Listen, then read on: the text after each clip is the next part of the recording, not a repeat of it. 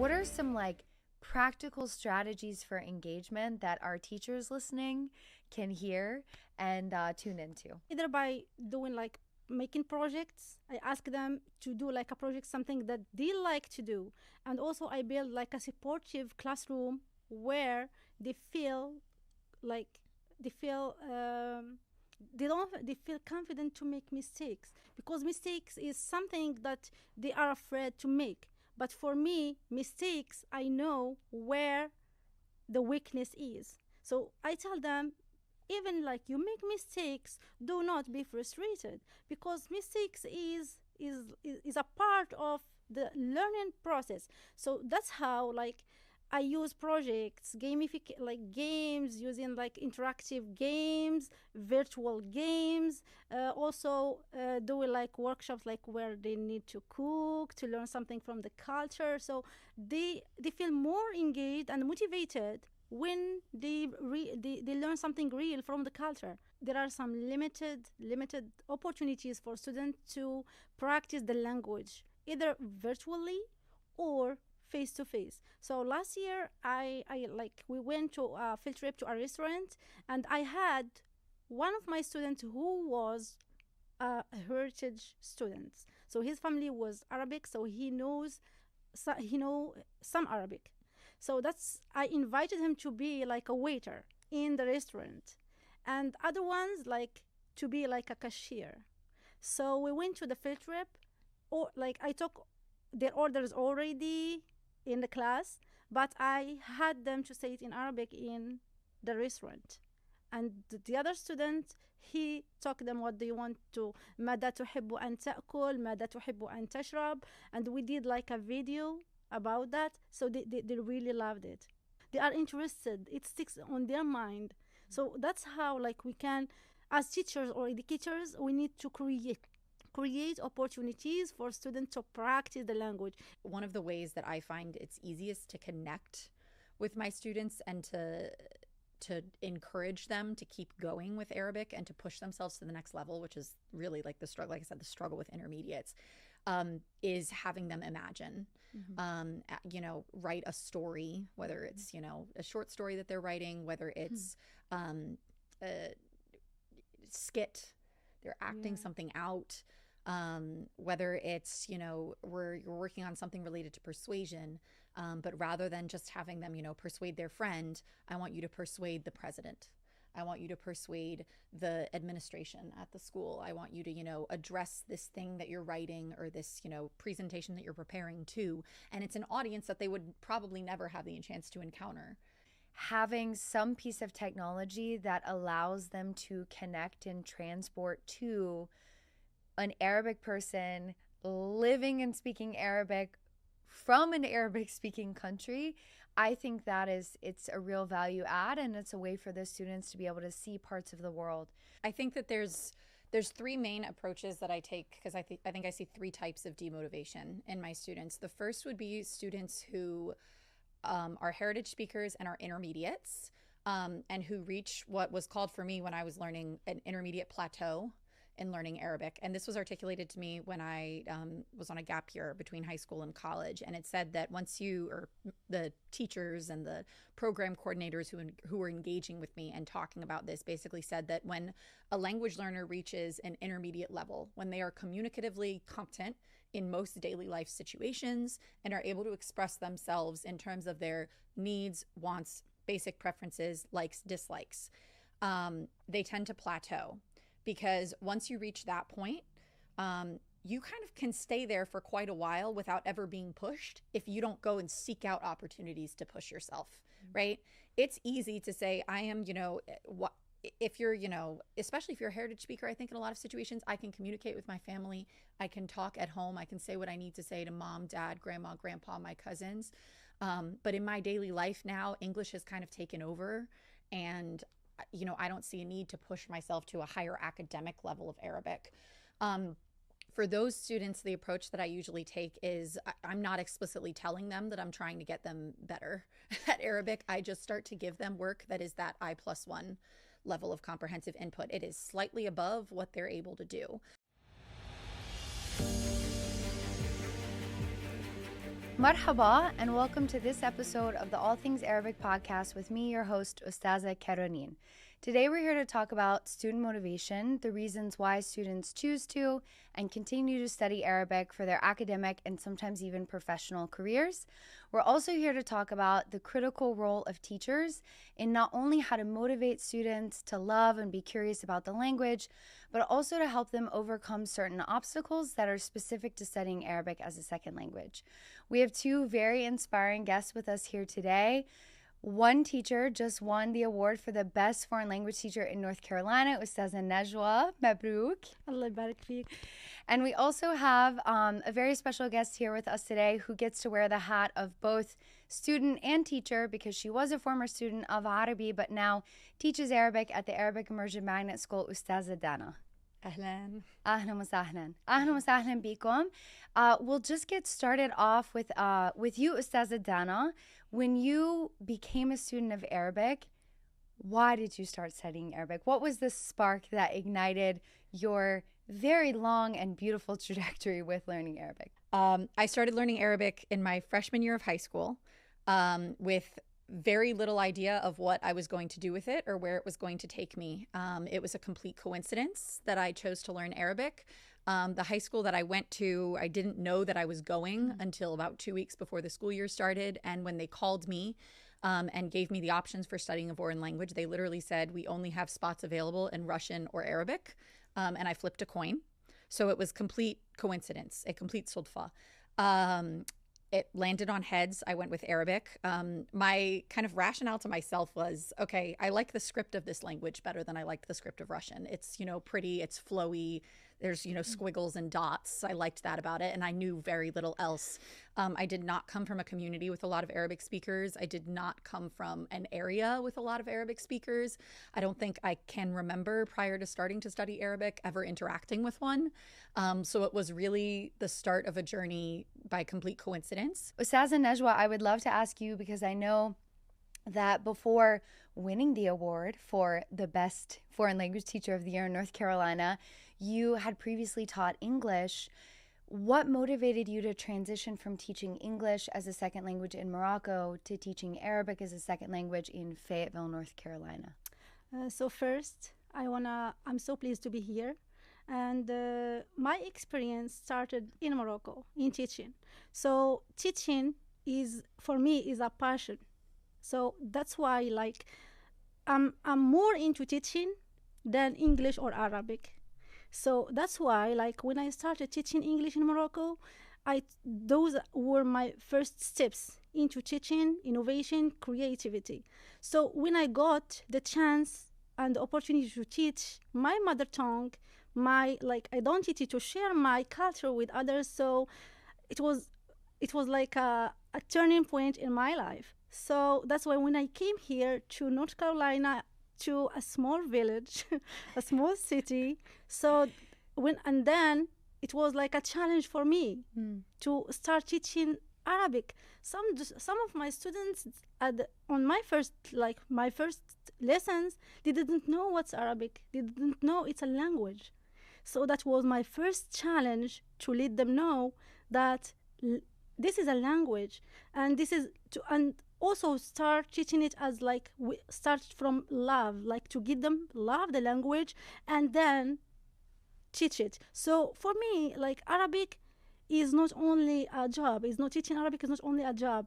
It's something it's an inspiration. I'm inspired with teaching English. I'm passionate about it, and I'm more into improving it in North Carolina and also in America as well. Absolutely. And we definitely need that. And that is one of the reasons that we host these conversations. It's to really bring together people who are so committed to developing and advancing the field of teaching Arabic as a second language. I'd love to hear from the both of you, Al-Ustazatain. Your student populations, tell us a little bit about what your students are like, how old they are, and if they share with you all their motivations for learning Arabic and what those are. Ustaza Najoua, we'll start with you. Okay, so in my school, I'm teaching high school. So my students are between the age from 14 to sometimes 18. So I have like different grades in my classroom. So their motivations, it depends. But most of my students are non-heritage. So they come from American families, and some of them from Hispanic families. So some of them, they already know some words from Spanish. So, like Spanish and English, there are almost like 3,000 words. So it's all like, it's a kind like, it's a motivation for them to know what are the words that are common between Spanish and Arabic, and also the common points between them. For my American ones, it's like first step for them. So what I do is like to facilitate it for them, to make it more easy. So this is the first thing that motivates my students, is to see how easy is the language. Because what do they know? Like Arabic, different alphabets, different like structure. So what do they know? Like there is a misconception about Arabic as all. So that's why I try to get them to get their love first. This is my first thing, to get them confident about the language, about learning. Then this is the motivation for them. Like I can see this as a motivation. When they love the language, they start learning about it, not only in the class, but my goal is to get them started outside the class. So that's how I see it. So when they feel confident in language, when they can speak it, they can express themselves in the language. So this is a motivation for me. So for example, like I stated from the beginning, we start like from the language, like from the class, like I want to go to the restroom, for example. Say it in Arabic. Try to say it, like I put it like somewhere in my class. So every time, so okay, can I go to the bathroom? No, it's there, it's over there. Okay, أريد أن أذهب إلى الحمام, or هل ممكن? Yes. And then I'm asking their like classmates, say shout out to this and this and this, because she said it in Arabic. So that's how she said, oh, I said it in Arabic. And that's how I start my journey with them. Yeah. And I think that it's especially with I think secondary learners, middle, high school, but also college, there's this piece where they're already using English in this very practical way in their everyday lives, and showing them that it's not that difficult to, instead of saying a phrase like, I like pizza in English, you can say بحب البيتزا بالعربي, or I want to go to the bathroom. Like there are these everyday phrases that they're so used to saying in English, and it's not that difficult to start to switch out those phrases with Arabic.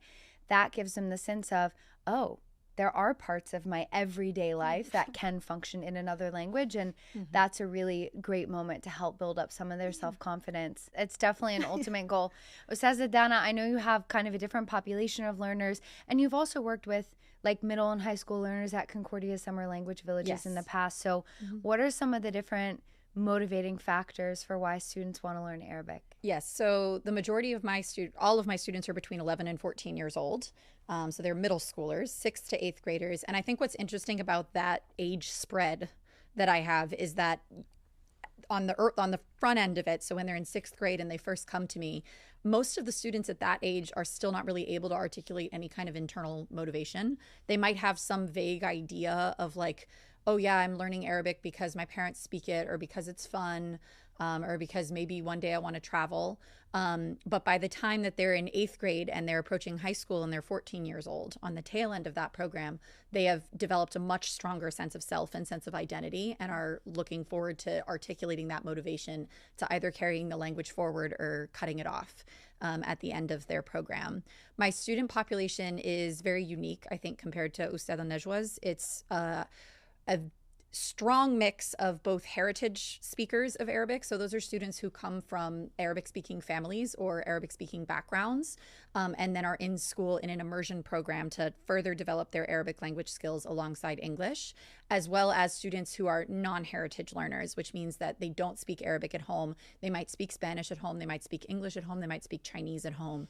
But there's, a really broad array of different types of multilingualisms in the classroom. And the other thing that's unique about my program and my work is that I'm attached to a K-5 or pre-K-5 immersion program, dual language immersion program. So by the time that my students enter my classroom in 6th grade, the majority of them are probably what I would call early intermediates, which means that, they can communicate their daily life needs. They can communicate, the basic things that they want, things that they like, preferences. But my job becomes one of kind of developing their language further. It's pushing them to make longer and longer sentences, to organize their discourse at the paragraph level, to build their confidence in general in academic speaking and academic tasks, higher level reading. But at the same time, right, there's a lot of students who come in and they're new to the language, and they're kind of parachuting into this, tail end of an immersion program, and Arabic's a totally new thing to them. And those students have very diverse articulated motivations. Some of them are quite literally there, like I was, because they're interested in foreign languages and Arabic seemed cool. Or because their parents thought that way. They thought that Arabic seemed cool, and they said, why not put my daughter in this program? Some of them are there because they maybe have, they might be from a mixed background, and, they have one parent who speaks Arabic and one parent who doesn't, and they never feel like they've really connected with the Arabic speaking side of their heritage before. So really diverse motivations. And like I said, it's really rewarding for me to get to work with students across those 3 grade levels, because really developmentally between the age of 11 and 14, you start to really become yourself in those years. Your sense of identity really starts to take off in that phase of your life. And so to watch students go from, I'm here because my parents put me in this program, which is what I would say most of my 6th graders probably are, to I'm here because I want to be here, or I'm here because I want to learn this language of my heritage and my culture. I'm here because I want to use this in my future career one day. I'm here because I want to travel. And I want to, go see the pyramids, and I know they speak Arabic there. Watching that transition, and watching as students develop that sense of self in general is what makes teaching middle school so rewarding for me. I absolutely love teaching middle schoolers. Yeah. I think a lot of the varied reasons for family motivations, we actually have a very similar student population to what you have at Ames in the Raleigh-Durham, Chapel Hill, Triangle area in North Carolina. So I have a large number of heritage students who come in.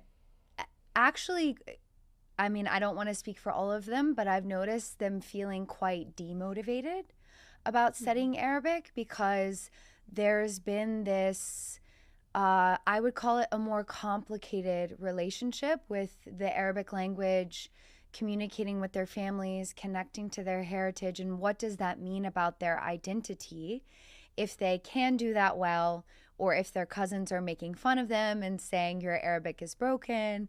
So I have that population of students who I really try and work with very specifically to show them Arabic can be your language and you can have your own unique identity in Arabic. And then we have students, we're a liberal arts campus, and so we have a lot of global studies, political science, journalism, peace, war, and defense, where students are interested in the future in doing some work that is connected to the Arabic speaking world. That leads into our next topic or question on what are some of the specific challenges that you all are noticing your students having learning Arabic. And when they face these challenges, students might feel really demotivated, because my students definitely face challenges, but I don't have any student who pays to go to college and they themselves pay to register an Arabic class say, well, my parent wanted me to be here. Some of my students say my parents didn't want me to take this language, and that's a whole nother conversation where we really have to break down a lot of stereotypes that exist about the Arabic language and the Arabic speaking world. But yeah, I'm curious, what do you all do in those moments? How do you flip the script or meet the learner where they're at, or help get them past that challenge that feels like it's totally demotivating for them? So for me, most of the challenges that the students have, alphabets, writing, starting from right to left. So for me, how can I use this, or how can I motivate them? So I try, as I mentioned before, I break it down for them. I start from from the similar alphabet. For example, I start from Alif the unconnected ones. So then when they see like how easy it is, they don't have like they're gonna start to do it by themselves. Sometimes they start going to the board, writing their names, writing alphabets. Sometimes they go, and before they leave, for example, when I finish, I give them like a exit ticket. Some of the students, they go to the board, they start writing words, and I pretend I didn't see them, but that makes me feel happy and excited about that. So it's like for them the challenge is about more writing, and also for the language, the communication, because there is no resources. And also like most of the videos we find in YouTube, they are like using the dialect, and we are teaching we're teaching Fusha, the modern standard Arabic. We are not teaching the dialect. So that's why it's like also the limited videos on YouTube using the Fusha, which is like about the topics that we are teaching. So they don't find like, this is one of the challenges that they face. So this is how like for me, when I teach a topic, every time I started searching online, finding videos that is related to the topic that I teach, to make it easier for them. So those are like the challenges they can face. Yeah, I definitely do find that regardless of the age, even when I taught elementary school, at Ames, they were always videos that had animation and music, and it doesn't always have to be technology, but I do think the fact that we're working with a technology native generation, like the last two generations, millennials, we weren't necessarily technology natives. Like I didn't have a computer in my home until I was 8 or 9. But these students in the generation before them did. Having some piece of technology that allows them to connect and transport to an Arabic person living and speaking Arabic from an Arabic speaking country, I think that it's a real value add, and it's a way for the students to be able to see parts of the world through the Arabic language, and it does it kind of turns on their interest a little bit more. I think that there's three main approaches that I take, because I think I see three types of demotivation in my students. The first would be students who are heritage speakers and are intermediates, and who reach what was called for me when I was learning an intermediate plateau in learning Arabic. And this was articulated to me when I was on a gap year between high school and college. And it said that once the teachers and the program coordinators who were engaging with me and talking about this basically said that when a language learner reaches an intermediate level, when they are communicatively competent in most daily life situations and are able to express themselves in terms of their needs, wants, basic preferences, likes, dislikes, they tend to plateau. Because once you reach that point, you kind of can stay there for quite a while without ever being pushed if you don't go and seek out opportunities to push yourself, right? It's easy to say, I am, if you're, especially if you're a heritage speaker, I think in a lot of situations, I can communicate with my family. I can talk at home. I can say what I need to say to mom, dad, grandma, grandpa, my cousins. But in my daily life now, English has kind of taken over, and I don't see a need to push myself to a higher academic level of Arabic. For those students, the approach that I usually take is I'm not explicitly telling them that I'm trying to get them better at Arabic. I just start to give them work that is that I+1 level of comprehensive input. It is slightly above what they're able to do. It is slightly more challenging than what they're used to. And what tends to happen when they encounter that type of linguistic challenge that they haven't seen before is the first response is to shut down. It's to be like, I don't know this word. I give up. I'm used to knowing every single word in the passage that I read, and I don't know this one. So that's the first reaction. And then my job as a teacher is to be there to anticipate that that's coming. And when I see that, to be like, okay, circle it, move on, right? Teaching them the meta-linguistic awareness that they need in order to access something that is more difficult and not to be stopped by their own linguistic perfectionism is the skill that I'm working on for those students. Because really, when you get into conversations with them and you know, discuss with them why they feel this way or why they feel, you know, like, you know, I'm good, I don't need to push myself any further, the answer is usually, I don't see what benefit this is going to have for me in the future. I don't see why I need more than what I need now. And my response to that is always, language learning is pattern recognition, right? That is fundamentally, that's the skill that you need to learn. This skill will benefit you no matter what you end up doing. Even if you walk in my classroom and you never take Arabic again, and it is always just a home language for you and you never need to get higher than this level. What I am teaching you how to do is two things. It's to recognize the patterns and to extrapolate from them, which is a skill that will benefit you in STEM. It will benefit you in any future career that you go into. And the second thing that I'm teaching you to do is to encounter a challenge and to overcome it. Persistence. Grit. Right? Grit. Yeah. And that ultimately is and I connect it to that. I see this especially with older middle school students who are heritage learners. That grit element is my biggest priority with students who are at that intermediate plateau level, because I know that when I was there, it was you felt it. You felt this sense of like, not complacency, but just like, it's going to take me 1,000,001 years to get to the next level of this thing. I can't even really envision for myself what the next level looks like. I don't know what it's going to feel like when I get there. And it's so abstract and it's so far out there that, like, why would I even bother trying? It's very difficult to go through. And I think it's especially difficult for a student who's not, I had the fortune of being overseas when I hit this point and living in Morocco. And so not really having the option to give up. Because it wasn't just, you know, an hour a day in a classroom. It was like my entire life was attached to this for, you know, 5 to 10 hours every day. I was doing something related to Arabic, and everything was, you know, surrounding me involved the language. And I had a really, you know, supportive, tight, small community that was focused on it. But for a student who's not in that circumstance, like, the grit thing is key. And that's kind of always what I go back to.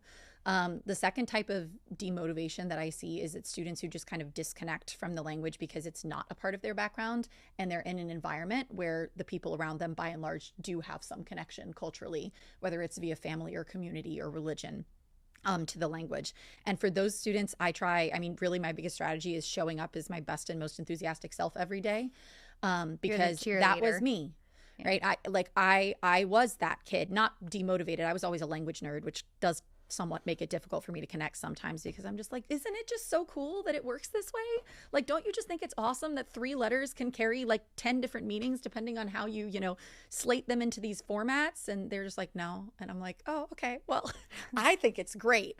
But for them, I tell them my story, and I try and share my story with them as much as I can, to show them that this is not about the joy that learning another language brings you, the joy and the access that learning Arabic specifically brings you, will open doors for you that you, at the, you know, ripe old age of 12, might not see those doors yet. You might, you know, not conceive of them because it's not a part of your, you know, daily life or your community.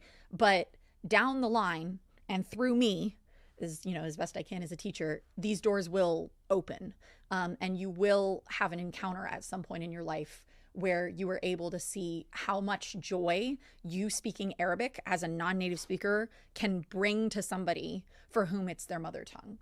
And the instant connection that you find, that what I talked about earlier in terms of Arabic is a really easy language to practice. Once they're able to have one of those experiences, whether it's via travel or whether it's out in the community, the mindset shift is almost instantaneous, because it goes from this is something that I can't connect to because I'm not like my peers, I'm different from them in some way, to, oh, it doesn't matter.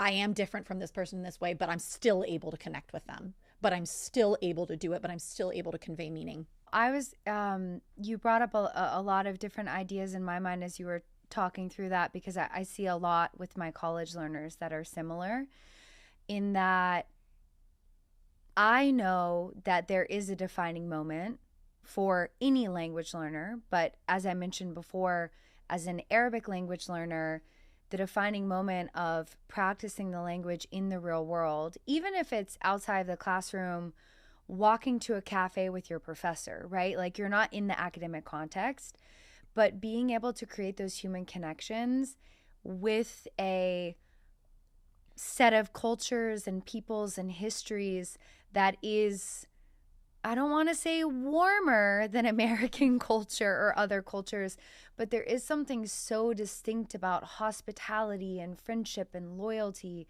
that has come through the Arabic language as I've studied it, that has felt very different from me studying French or from me, studying any other topic, that completely changed my worldview on Arabic speakers around the world and Arabic speakers in my own community. So I know that as teachers, we're just waiting for them to have that moment.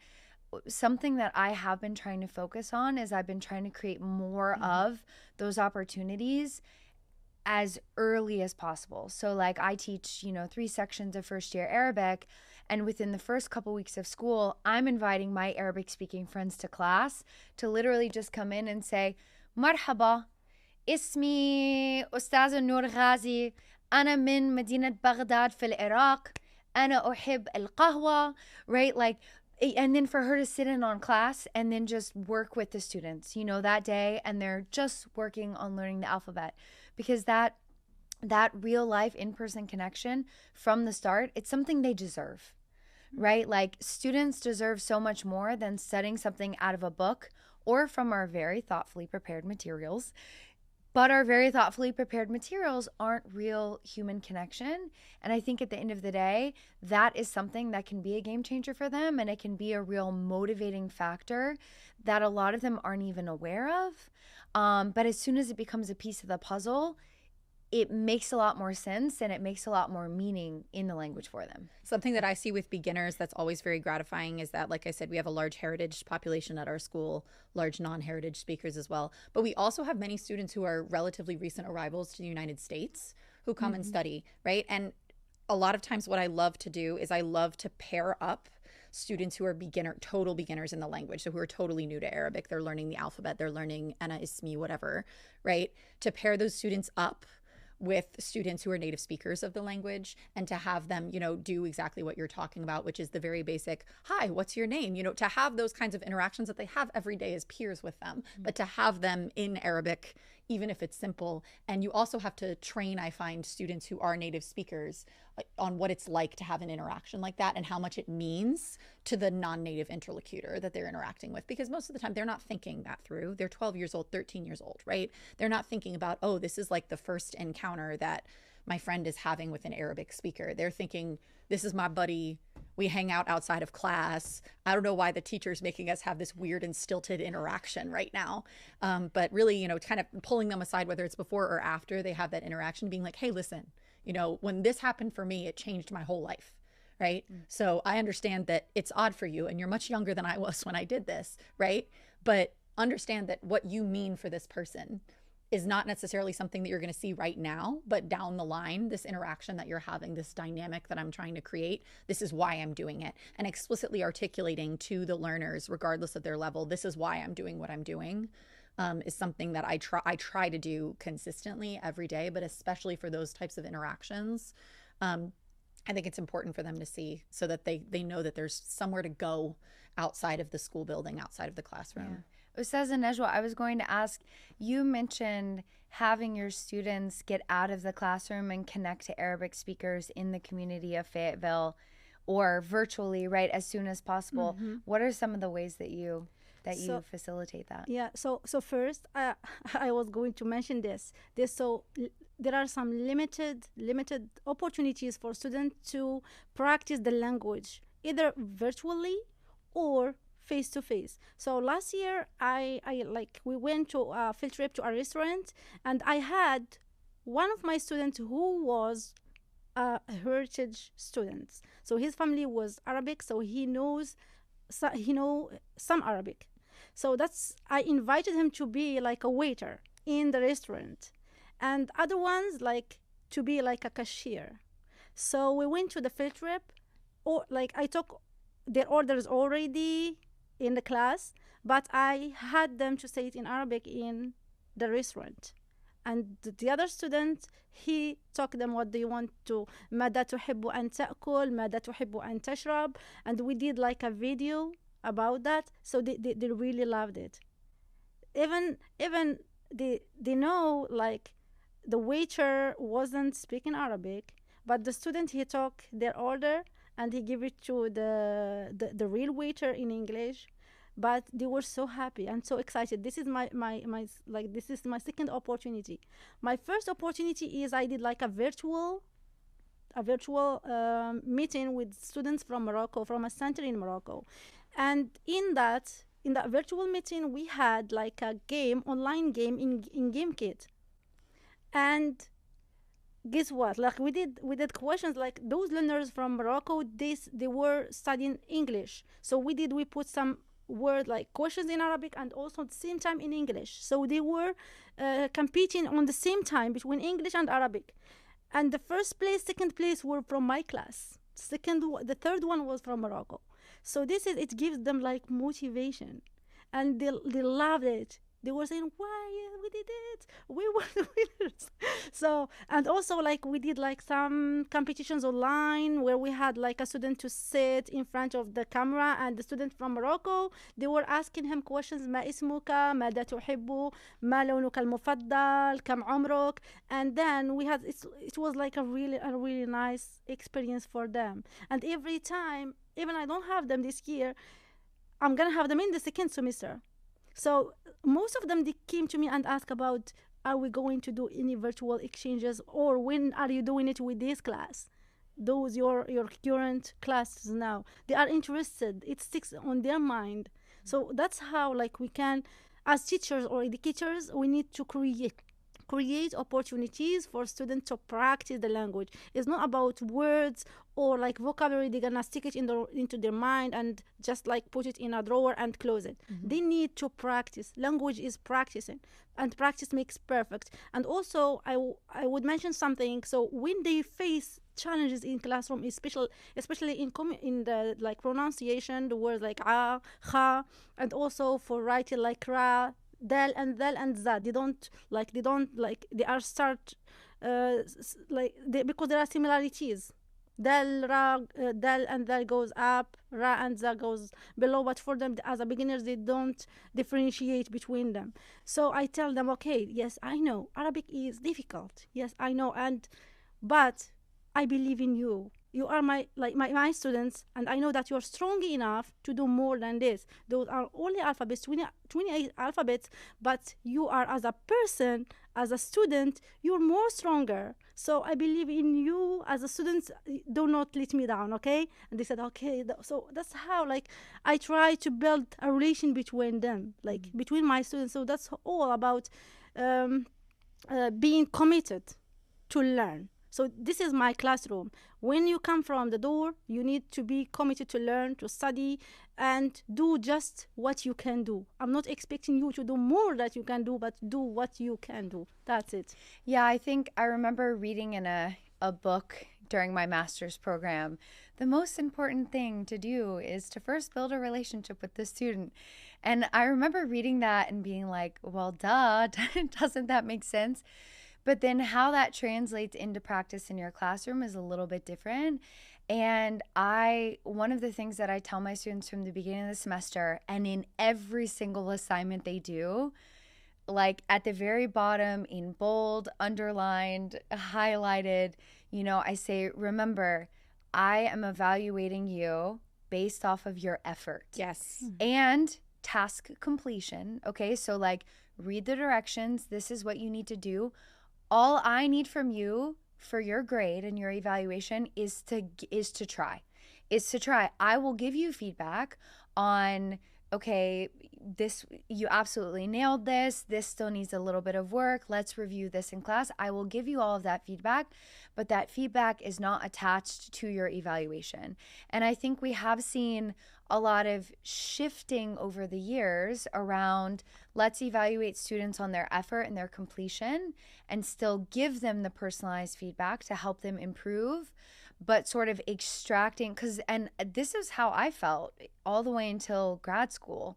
I felt that my grades were a personal reflection on who I was as a human being. Mm-hmm. And it was very demotivating for me. And I'm not going to blame that on my teachers. I'll blame that on the system of education as it was. But when I realized that the grade I get in Arabic is a reflection of just my efforts and how much I love it. And it doesn't mean that I'm worthy to keep studying Arabic or I'm not good enough to like not keep studying Arabic. When I was able to detach my self-worth from my Arabic studies, that was when I was able to believe that I could one day become a non-native teacher of Arabic. And I'm curious to hear from you, Dana. When was there a defining moment in your career where it shifted from loving and enjoying and being a total nerd studying this language to, I want to do this language for life? And I don't want to put words in your mouth, but I believe that you all as language teachers, you're impacting the world. You know, you're impacting students who will therefore go out and impact the world. And so I think it's a huge job and service that you're doing. But when was that defining moment for you? It happened when I was the recipient of a scholarship called the National Security Language Initiative for Youth 2 times. That's a wonderful program. And if you're a teacher, you should encourage your students, especially if they're high school students, to apply for it. It's merit-based. It's phenomenal, life-changing opportunity for kids, regardless of their background, to study these languages. But I studied in Morocco for a year between high school and college. And during that year, my entire job when I was there was to get better at Arabic. That was the only kind of assignment. I was in class for, 4 hours a day, one-on-one with the teacher, working on Arabic. And so it was very grueling, but it was also it was so joyful for me just because I had my entire job was to do what I loved, which was to learn this language. During that year, we did a practice OPI, and I remember this vividly. It was in probably March of that year. So I'd been at it for a while at that point. And an OPI is a type of language assessment in which it's an interview between you and an interlocutor, and they assess your level based on your responses to the questions they ask you. And it was part of professional development for the teachers. And I was told about it 30 minutes in advance, and I was terrified. And they pulled me specifically because I had the highest level out of the students, and they wanted to, have substantial output that the teachers could evaluate or whatever. And they pulled me into this room, and it was the person who was training to be an evaluator was a teacher of a different class than mine, but I knew her very well. And she had, come in and guest lectured in my class, and she was a writer too, and she had gone and, written books. And one of the questions that they asked me in that practice interview was, okay, what do you want to do with Arabic? Because I'd spent the first half of the interview basically just talking about how much I loved Arabic and loved learning Arabic, and I was passionate about it because to that point in my life, that was kind of all that I knew. And it was just like, hey, I'm decently good at this thing. I really like it. And I feel like I've learned so much about the world and about the people in it via learning this language. And the question that she asked me was like something to the effect of, what do you want to do with it? Basically.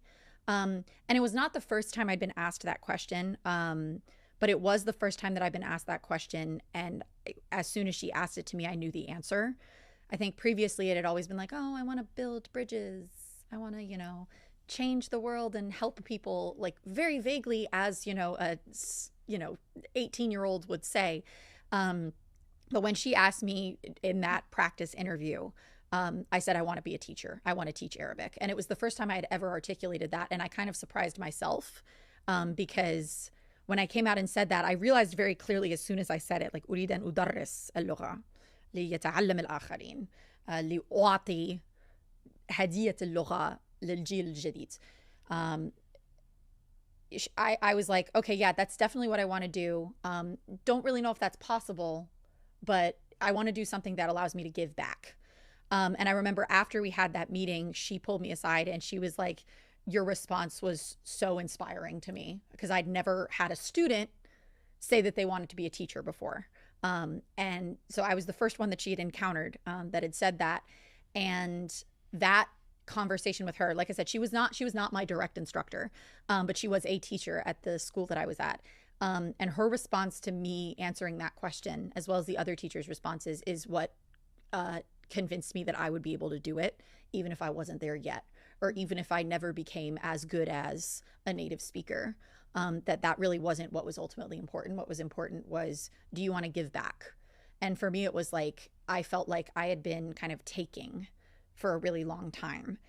from the language or from speaker communities. Like I had been learning from them. I had been learning about culture. I had been experiencing different cultural events. I had been gaining vocabulary. I had been taking. And that's not to say that, learning is extractive. It's not. And that's kind of a simplistic way of looking at it. But for me, the shift to I want to teach was very much like, okay, I've been taking and I have all this stuff. I have all this, like cultural knowledge and all of these words and all of these experiences. And I want to share them with people because they've positively transformed my life, right? How can I do that? And for me, I think about the teachers that I had, the Arabic teachers in particular, that worked with me over the years and that continue to work with me.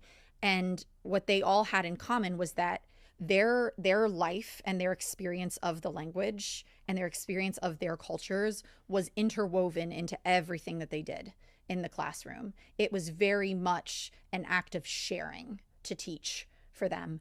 And so my thinking was, okay, if I want to share, if I want to give, teaching seems like the way that I've seen that done most effectively. And that was what kind of, put me on the path towards being an educator, because I think prior to that year, really that experience in Morocco, I was very much like I said, I knew I wanted to give back. I knew I wanted to do something with it, but I wasn't sure how, and the ways that I'd been shown were not necessarily, things that there was something or another that I didn't like about, various career paths that I, tried out or talked to people in. But when I thought about being a teacher, and when I thought about specifically being an Arabic teacher, or a language teacher in general, all that came to mind were positive experiences. Alhamdulillah, saraha. Like, thankfully, I've had phenomenal teachers throughout this entire learning experience. And it was those teachers and their practice and their encouragement that put me on that path. Yeah. I mean, I can also say, alhamdulillah, I've only had positive experiences.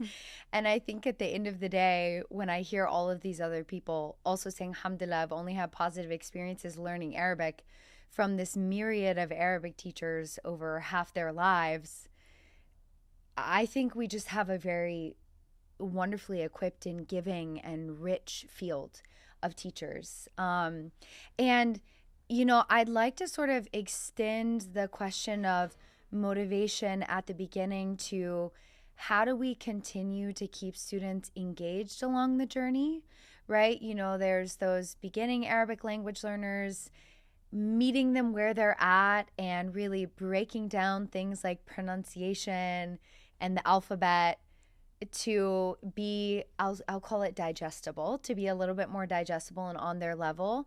But once they make it past that first year, how do you all work with your students to keep them motivated and to also just keep them engaged, right? Because there are some students who might not have some burning passion and motivation to learn the language, but it still is really important to run these classes where we are touching every student, calling them all in.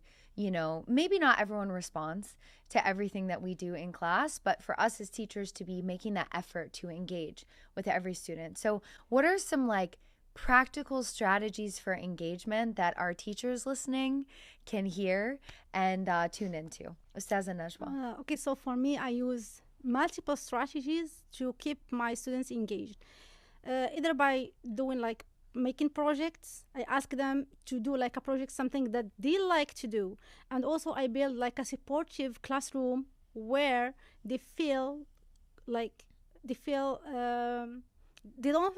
confident to make mistakes, because mistakes is something that they are afraid to make. But for me, mistakes, I know where the weakness is. So I tell them, even you make mistakes, do not be frustrated, because mistakes is a part of the learning process. So that's how I use projects, games, using interactive games, virtual games, also doing workshops where they need to cook, to learn something from the culture. So they feel more engaged and motivated when they learn something real from the culture, either cooking, fashion. For example, last year I did a project where they had to make a like something clothes like takshita, like kaftan, like something from the culture itself using the papers. So I work with them doing this, and we did at the end we did like a project, a big poster board,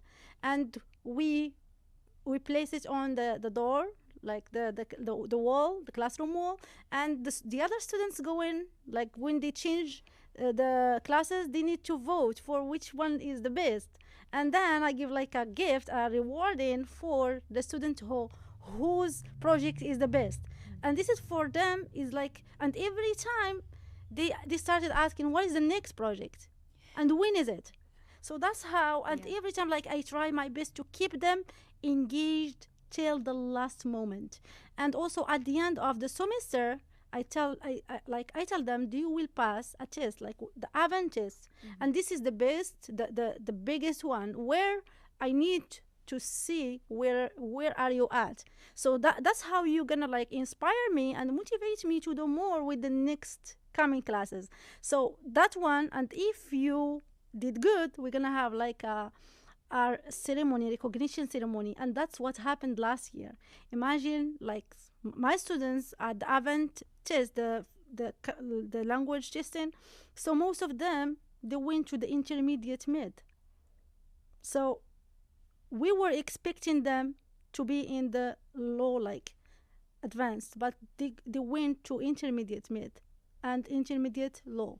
And this is for me, it was like a push, like a motivation for me, and also for them. What we did, like we hosted a ceremony, a recognition ceremony, where we invited administration, the school staff, the parents, and the students. They did everything. They present in Arabic. One of them, we had students translating and students reading in Arabic. So they hosted the whole program in Arabic, and it was really like a great passion and motivation for my students who I have now.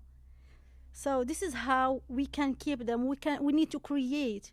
We need to be innovative. We are not only teachers. We are innovators. We are we need to be do something. Try to think out of the box. Do not stay only in the classroom. Think outside the box. Try to do to get the student either in the classroom or outside the classroom. Sometimes in everything I see Arabic. For example, when I send them email, I write something in English and in Arabic, so they can see the language, they can read. And also in their phones, I set the Arabic keyboard. So I tell them, like, just when you are free, go ahead, like, and study the alphabet. This is Ra, and you will see which ones are connected, which ones are not connected. So that's how we can keep them engaged. When they see that they know, they learn, and they are improving themselves in the language. Absolutely. Ustaza Dana? Sure. Kids love games, so I want to second what Ustaza Najoua. Everyone loves games. Yes. I got a survey back last week from my students, and I asked them a question: what do you want more of? Jeopardy. Jeopardy.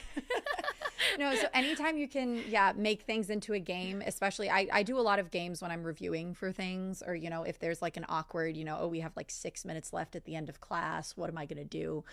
So they love those, and they love them even when they're extremely simplistic. I think something that's helped me with gamification as I've been a teacher, this was actually something that I started doing in my very first teaching job at Alaha at CLV, was that like a game is really just anything with an element of chance combined with strategy. If you can throw an element of randomness into anything that you're doing, even if it's very simplistic, it becomes a game and students immediately become more engaged. So like I did I wanted to teach them more about geography of the Arab world. And I did it via trivia, and the trivia was literally, it was a reading activity, right? It was read this sentence and then mark it on the map based on what the hint says in Arabic, right? But the only gamified element that I added was every time they wrote an answer, they rolled a dice, right? And they wrote the number that they rolled next to the answer. And if they got it right at the end of the game, that was how many points that they won. And if they got it wrong, that was how many they lost. and it's the most, this is so much fun. Can we do this every day? I'm like, you just did a reading activity and you hate reading. Kids really, reading is the skill that I struggle the most to motivate students in. And, I'm like, you just read 12, sentences with multiple clauses in Arabic. And, they don't realize they're doing it because you give them a dice, you give them a deck of cards. You can also do this with a deck of cards. You can have them pull out of a deck. And it's suddenly a game. So anytime you can throw in an element of randomness so that you can laugh about it, so that there's a winner, or, they love that. And something else that I found that students, particularly in middle school, like I said, because part of what makes it so rewarding is that this is when they're developing their sense of self. They're developing their, their own unique identity and sense of I'm good at this and I, want to do this and this matters to me, is creativity.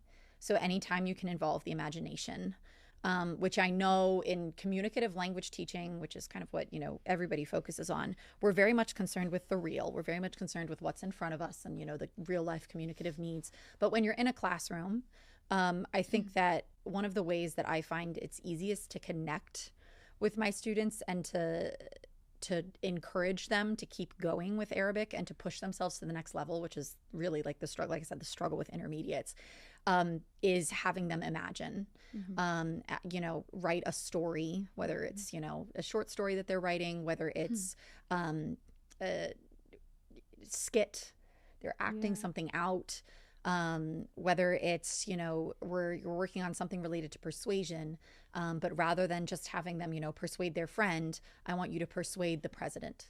I want you to persuade the administration at the school. I want you to, address this thing that you're writing or this, presentation that you're preparing to. And it's an audience that they would probably never have the chance to encounter in the real world. But from an imaginative perspective, it inspires them because it's like, oh, well, now the stakes are higher, even though they're not actually higher. And, even if we're talking about the administration, right, this is not, you're not speaking to, the Queen of England. You're talking to, the principal of the school. But the stakes become higher for them and they engage more. And then also just encouraging them to connect Arabic to the pop culture things in particular that matter to them, and not the ones that matter to me or that matter to their parents, especially if they're from a heritage background, or that matter to other teachers, right? So a lot of times students come in and they're hesitant to talk or to, if we're doing some kind of vocabulary activity or, a really quick bell ringer, do now exercise, they're hesitant to be like, oh, am I allowed to answer this question about my favorite song with a K-pop song? And I'm like, yes, of course you are allowed to answer it about a K-pop song if that's what you're into. And usually just kind of giving them the license to do that, to connect it to something that's really personal to them, which in middle school is going to be like any number of pop culture fixations or meme references or whatever. If you're able to bring that in, the little spark of just like, oh, my teacher knows this about me now. Oh, my teacher knows this, little reference that, my peers get, for them is really, it makes them happy. I mean, I've gotten like much higher rates of like participation in something as simple as a bell ringer activity just by including like a single picture of like a brain rot character on it and like having them write a sentence about a brain rot character as opposed to just about Ahmed min al-Iraq, right? Yeah, we did Bluey the other day, and we did Bluey's family tree because we were doing members of the family. Yes, and they were talking all about Bluey in Arabic. But I do think it is really important to connect to the elements of the real world that they're connecting to at their age, be it elementary school, middle school, high school, or college. I ask this question a lot when I'm doing teacher professional development of, do you think when we're teaching grammar, do you think that having a creative writing exercise is going to make the students stronger in grammar, or do you think it's going to make them weaker in grammar? And the room is always very much divided. And my dad was an English teacher and my mom was an editor and journalist. So both of them are very straight down the road with what is grammar and what is punctuation. And that was the household I was raised in, which I think is the reason that I leaned so much towards creativity, because I felt like I could have not only ownership, but also like this sense of I can express in this language following grammar rules, because creativity doesn't mean you can just throw grammar rules out the window. You still have to consider grammar as you're being imaginative, but there's so much more of yourself in it, and there's your own voice in it. And that's something I try and convince all of my learners in class. Every single person is an Arabic speaker, متكلم أو متكلمة اللغة العربية, and we are creating a community. And I think at least with the older Arabic language learners, creating this sense of we're a community of Arabic speakers and Arabic learners is something that helps keep them engaged, because when one student, like if Najoua doesn't show up to class, Dana's going to ask me, وين نجوى? نجوى وين اليوم? Let's send her a message. Why aren't you coming to class, أستاذة نجوى? يلا تعالي على الصف. Right? And so I see them hold each other accountable to showing up to class, to getting their assignments done. Hey, do you want to work on the homework together? You know, after class, let's go get a coffee and work on it together. And so I do think creating that sense of community and those relationships can also continue to like further motivate them and keep them engaged in the long run. Yeah, it happens to me. The same scenario happens to me last week. One of the students, she came to me and she told me that student, she didn't show up to the class 1 week. Can you please contact the administration and ask her, because I'm sending her messages, she doesn't respond.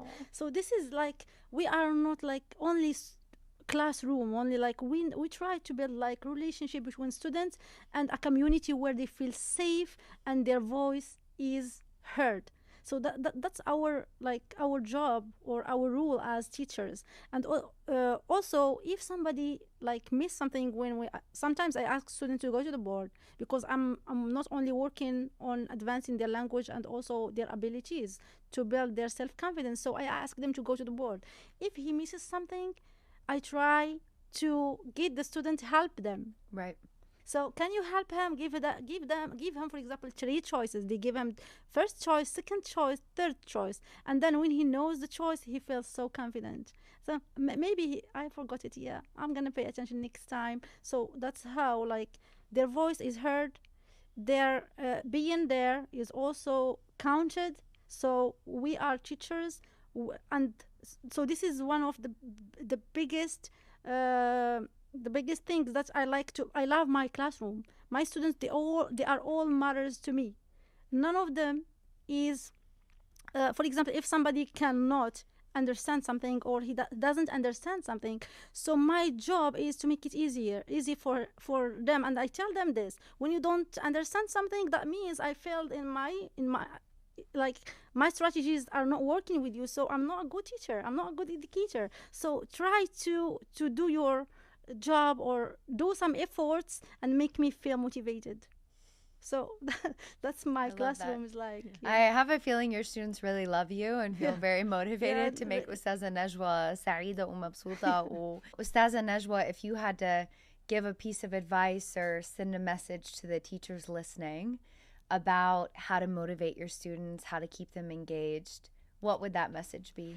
So my message to the teachers who are watching is try to be creative and give your students voice, because like in the classroom, when we came like to the classrooms, each one of them has a different type of intelligence. So they don't all learn by the same method. So try to be like, get closer to them, hear them. What are their interests? Some of them, they want to work as in teamwork, like they work as teams. Some of them, they don't work in teams. So that's our rule and also give them the chance to create. Sometimes, like from my own experience, I ask my students, we are going to learn this today. So do you have any idea about how can I deliver to make this one easier to you? And one of the students, she told me, this has happened last week, can you please put the good ones, like in each group, put like a student who is still like have like weaknesses or challenges. Mm-hmm. So that's how we're gonna help him or help her to be on the same track. Mm-hmm. And that's what I did, and it worked with me. One of the students, at the end of the session, he was able to memorize the alphabets, and this one, it was like, for me, it was a piece of advice from a student. Mm-hmm. So if I wasn't, I was like, if I didn't do that, I'm gonna put them like, put yourself into groups, teams, work with who you want. But she told me, if you ask us the same question, we're gonna put us into teams, like good ones with good ones, but we prefer you like try to put another one with us. So that was a piece of advice that I really appreciate. And maybe I didn't pay attention, but I heard it from a student. That's great advice for teachers. So Yeah. be creative, know your students, be willing to accept feedback from your students about how you're doing activities. Yes, and what do they like? How do they like to do it? How do they like to learn? How do they learn best? Yeah, because if they like something, they're gonna be more interested. They will go to the board. They will be active. They will participate. They will help other students, and that's what I'm working on, to get them help each other. Because maybe the student, he's gonna feel like shy, or he will not like, maybe I'm gonna be like, I'm not gonna be like very like, I'm not gonna touch what he's missing, but the student, the same ones, student to student, maybe they're gonna feel more comfortable with them than me, you know? Absolutely. And Ustaza Dana, if we had to ask you to wear the student hat and have a strong, encouraging message for our student listeners out there of all ages, right? And from all across the United States and other parts of the non-Arabic speaking world, what would your message be for why to stick with studying Arabic? Like, how can it change them or impact their lives? Yeah, stick with it, because it, like, the first thing is that I think it's one of the most welcoming linguistic communities that you can possibly be a part of. It is easy to practice. It is forgiving. And it is vibrant. And I think having those three things at the same time mean that even if you feel stuck, even if you feel discouraged at any given point, there is always going to be someone in this speech community who is going to lift you in some way, shape, or form. So that's really key. Is I think just like this is a welcoming language in terms of practice. There is like the perfectionism that you feel from whatever your academic milieu is, whatever your external environment is saying, doesn't exist when it comes to the actual day-to-day practice of using and learning a language. We don't determine someone's proficiency in language teaching by what they can't do. We determine it by what they can. Right. And that is embedded in everything that we do as teachers. It's embedded in our objectives. It's embedded in our measurement and our assessment. But it's not about what you can't do. It's about what you can. So that's really kind of the first thing, is having that mindset shift towards like, this is something that like, I am welcomed for trying this. I am welcomed for doing this thing, even if it's hard. I can do the hard thing. Right. And to understand that this is not people are not going to shut you down for making a mistake when practicing Arabic at all, ever. The second thing would be just to focus on finding the joy in it, and put the laughter and the authentic materials and experiences first before the instrumental ones. And I guess what I mean by that is that really, whether you're in the United States or you're, planning to go abroad and to live in the region, is to prioritize making connections with Arabic speakers as human beings, as individuals, rather than as a collective, the way that, your textbooks or your curriculum or whatever it may be kind of presents them. Because it's the human relationships that are going to motivate you.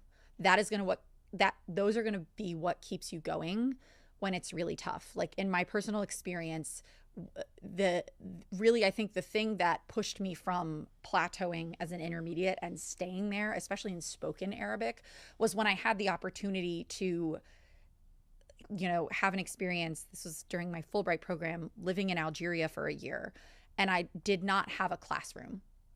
And I could communicate in North African Arabic fine, but I wasn't as comfortable as I wanted to be, and I knew that. And what changed my life and what changed my language skills for the better was the experience of just going out and establishing relationships with people, friendships, meaningful friendships based on shared interests and shared values, and using the language as an instrument to do that. and having it be an instrument to open those kind of doors, as opposed to, I just want to open this career door. I just want to, get this proficiency level so I can put it on my resume so I can get XYZ job in the future. So it is a key that opens doors. It is a tool to open doors. But I want you to reframe the door that you're thinking of as like a door to building relationships, as opposed to a door to achieving something specific. Because I think that a lot of us that are really into language study, and a lot of us that, pursue careers in whatever it may be, academia, think tanks, all of these different fields that people who study Arabic do tend to go into, there's not like, we're all perfectionists in that way, and we're all very achievement oriented. And I think that the mindset shift that's going to change your language proficiency, skill, and confidence for the better is going to be when you stop thinking about it in terms of achievement and start thinking about it in terms of relationship, whether that's relationship with individual people, relationship with the language, relationship with the culture, whatever it may be. But you have to get out of the achievement mindset and the checking the box mindset. And that's hard to do in a classroom. And I get that it's hard to do in a classroom. And I get that it's hard to do when you're being measured against certain standards. But I think that it's an ongoing kind of mental process. And it's made easier when you love the language. Right. Yeah. And so to find the joy in it and really drill down on that and do what makes you happy and give yourself opportunities to have small wins. Mm-hmm. Which is why I think the only point I would add to that, some advice for my students is, as much as you can, finding those Arabic speakers to connect with outside of your classroom, right? And that might be on your video gaming platform, right? Where there are people streaming in from Saudi or Jordan or, Al-Iraq or wherever it might be in the Arabic speaking world.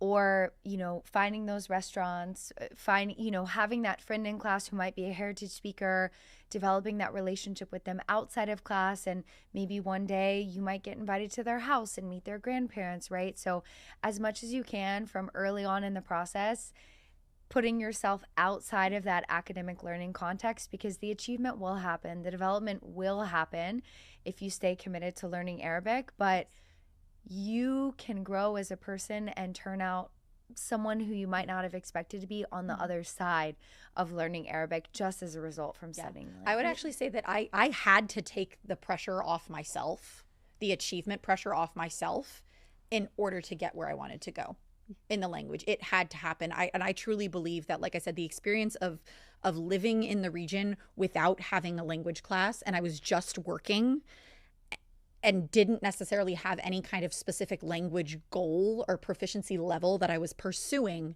and being able to just be like, I don't have a language goal, but I need to make friends in order not to hate my life, right? And having that be the goal.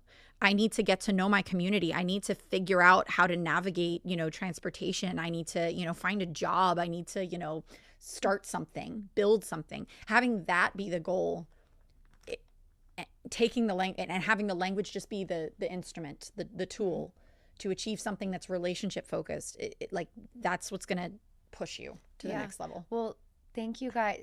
We're out of time for now, but thank you guys so much for all of your insights as an educator, as a student turned educator.